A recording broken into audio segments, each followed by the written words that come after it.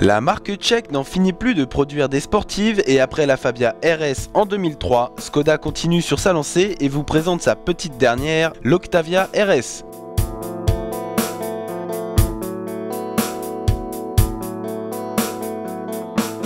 De l'extérieur, vous pouvez le voir, l'Octavia subit quelques changements et reçoit un kit comprenant des boucliers avant et arrière, un béquet, des projecteurs au xénon, une grande prise d'air au dessin identique à celui de la calandre et des jantes 17 pouces agrémentées d'étriers de frein verts, symbole de la filière racing de la marque.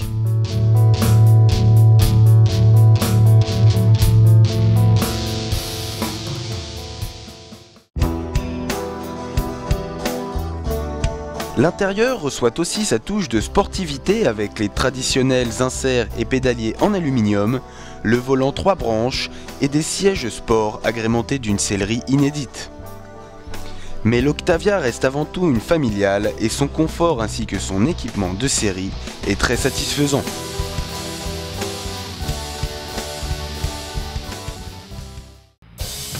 Du côté du moteur, pas de souci à se faire, c'est le 2 litres turbo FSI qui propulse notamment la Golf GTI ou encore l'Audi A4 qui se charge de tout.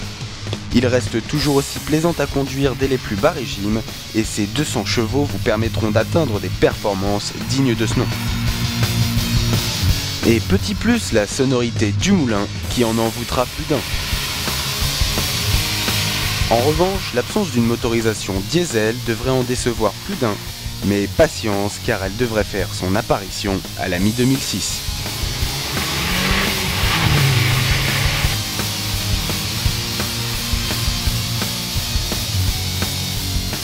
Au niveau de la tenue de route, l'Octavia RS reçoit toutes les aides à la conduite existantes, des suspensions et des freins renforcés.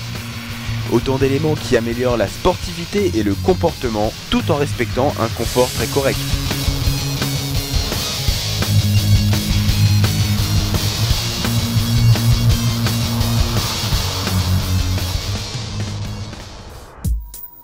Au-delà de ces modifications esthétiques, la Škoda Octavia adopte un terrible moulin issu des usines de Volkswagen et qui vous donnera pleine satisfaction une fois derrière le volant.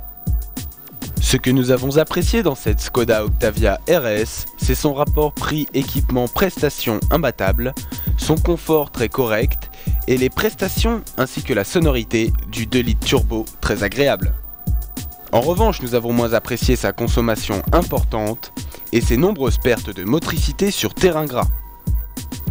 Enfin, vous pouvez retrouver l'essai complet de la Škoda Octavia RS en cliquant sur le lien au-dessus de l'écran.